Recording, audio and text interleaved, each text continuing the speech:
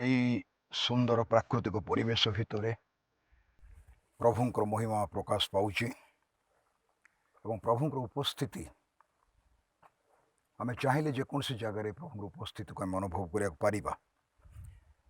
ପ୍ରଭୁ ନିଜର ଅନୁଗ୍ରହ ଏବଂ ତାଙ୍କର କରୁଣା ଏହି ଜାଗାରେ ପ୍ରକାଶ କରୁଛନ୍ତି। ଏ ସୁନ୍ଦର ଜାଗା ପାହାଡ଼ ପର୍ବତ ଆଉ ଏଇ ଗୋଟେ ଛୋଟ ଜଳାକାର ଯେଉଁଠିକି ପ୍ରଭୁ ତାଙ୍କର ନିଜର ମହିମା ପ୍ରକାଶ କରିବା ପାଇଁ ତାକୁ ସୃଷ୍ଟି କରିଛନ୍ତି। ମୁଁ ପ୍ରଭୁ ବିଶେଷ ଧନ୍ୟବାଦ କରୁଛି ଆଜି ଏ ସୁନ୍ଦର ଜାଗା ନିମନ୍ତେ। ମୁଁ ପ୍ରଭୁ ଏଥିପାଇଁ ଧନ୍ୟବାଦ କରୁଛି ଯେ ପ୍ରଭୁ ତାଙ୍କର ସେବା କାର୍ଯ୍ୟରେ ପାହାଡ଼ ପର୍ବତ ନଦୀ ନାଳ ଏବଂ ବିଭିନ୍ନ ପରିବେଶ ଭିତରେ ତାଙ୍କର କାର୍ଯ୍ୟ କରୁଥିଲେ। ମୋର ମନେ ପଡ଼େ ପ୍ରଭୁ ଥରେ ଜଗତରେ ଯେତେବେଳେ ଥାଆନ୍ତି ତାଙ୍କ ପଛରେ ବହୁତ ଲୋକମାନେ ଯାଉଥାନ୍ତି ବାକ୍ୟ ଶୁଣିବା ପାଇଁ, ତାଙ୍କର ଶିକ୍ଷା ଶୁଣିବା ପାଇଁ, ଉପଦେଶ ଶୁଣିବା ପାଇଁ ଆଉ ତାଙ୍କ ଦ୍ୱାରା ସୁସ୍ଥ ହେବା ପାଇଁ। ସେଇ ଜନଗହଳି ଭିତରେ ପ୍ରଭୁ କିଛି ଲୋକଙ୍କୁ ନିଜ ନିକଟକୁ ଡାକିଲେ। ମାର୍କ ସୁସମାଚାର 3 ପର୍ବର 13-14 ପଦ ପଢ଼ିଲେ ଆମେ ଜାଣିପାରିବା।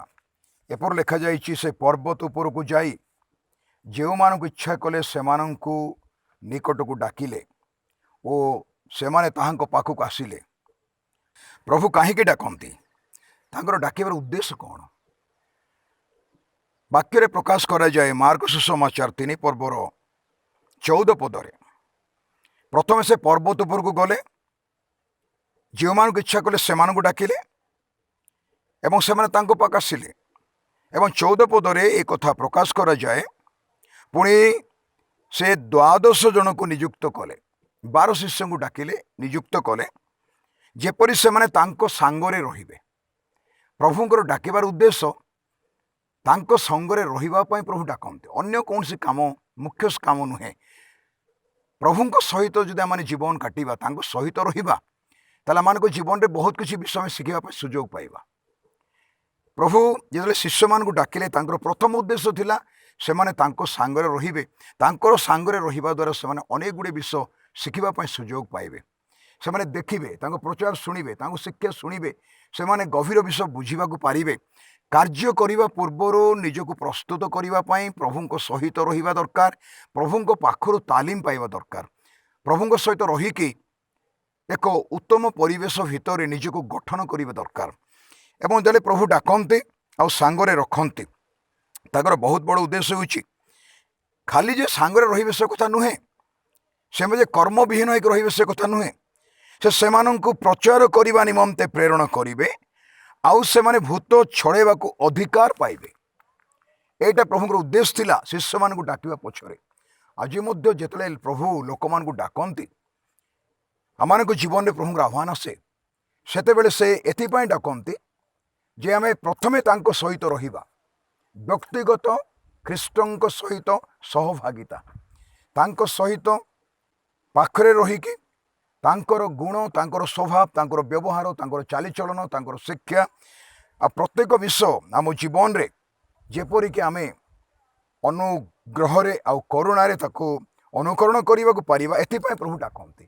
ଆଉ ଦ୍ୱିତୀୟ ବିଷୟ, ଡାକିଲା ପରେ ସେ ଶିକ୍ଷା ଦିଅନ୍ତି ଏବଂ ଆମମାନଙ୍କୁ ଶିକ୍ଷାରେ ବୃଦ୍ଧି କରନ୍ତି, ଆମମାନଙ୍କୁ ବୁଝିବା ପାଇଁ ଶକ୍ତି ଦିଅନ୍ତି। ଆଉ କ'ଣ କରନ୍ତି? ସେ ପ୍ରଚାର କରିବା ପାଇଁ ପଠାନ୍ତି।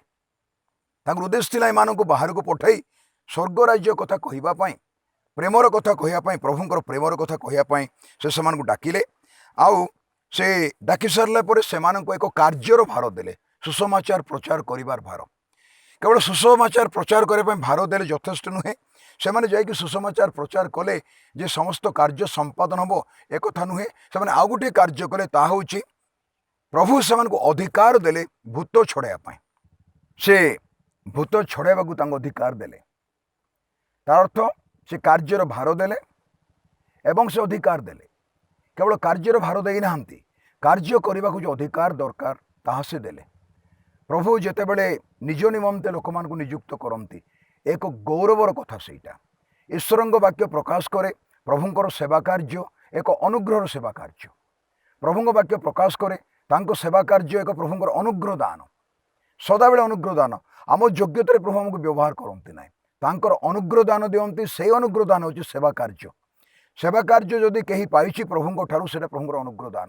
ଏଥିପାଇଁ ସେଇ ସେବା କାର୍ଯ୍ୟର ଯେପରିକି ମର୍ଯ୍ୟାଦା ରହିବ, ଏଥିପାଇଁ ଆମେ ସେଇ ସେବା କାର୍ଯ୍ୟର ମର୍ଯ୍ୟାଦା ବୁଝିକି ପ୍ରଭୁଙ୍କ ଦୃଷ୍ଟିରେ ଉପଯୁକ୍ତ ଯେପରି ଫଳ ଆମେ ଫଳିବାକୁ ପାରିବା ଏବଂ ସେହି ଅନୁଯାୟୀ କାର୍ଯ୍ୟ କରିବାକୁ ପାରିବା, ପ୍ରଭୁଙ୍କର ମହିମା ଉଦ୍ଦେଶ୍ୟରେ, ତାଙ୍କର ଗୌରବ ଉଦ୍ଦେଶ୍ୟରେ, ସେଇଟା ପ୍ରତ୍ୟେକ କାର୍ଯ୍ୟକାରୀର ନିତାନ୍ତ ଲକ୍ଷ୍ୟ ଥିବା ଦରକାର।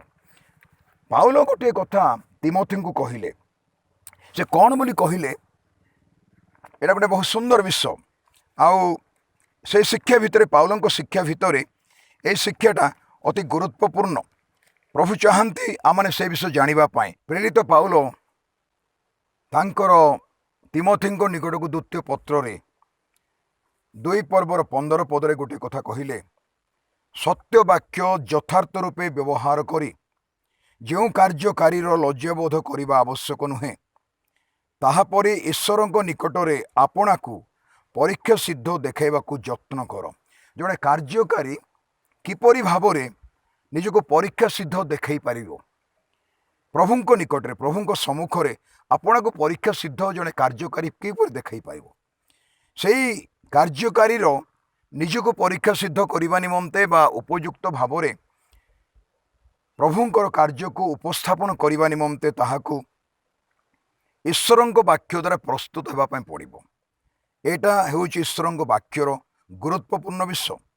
ଯଦି ଜଣେ କାର୍ଯ୍ୟକାରୀ ନିଜକୁ ସମ୍ପୂର୍ଣ୍ଣ ଭାବରେ କାର୍ଯ୍ୟକାରୀ କରିବା ପାଇଁ ଈଶ୍ୱରଙ୍କ ବାକ୍ୟ ଦ୍ୱାରା ପ୍ରସ୍ତୁତ ହୁଏ, ତେବେ ସେ ଈଶ୍ୱରଙ୍କର ଅଧିକାର ନେଇକି ମଧ୍ୟ କାର୍ଯ୍ୟ କରିବାକୁ ପାରିବ।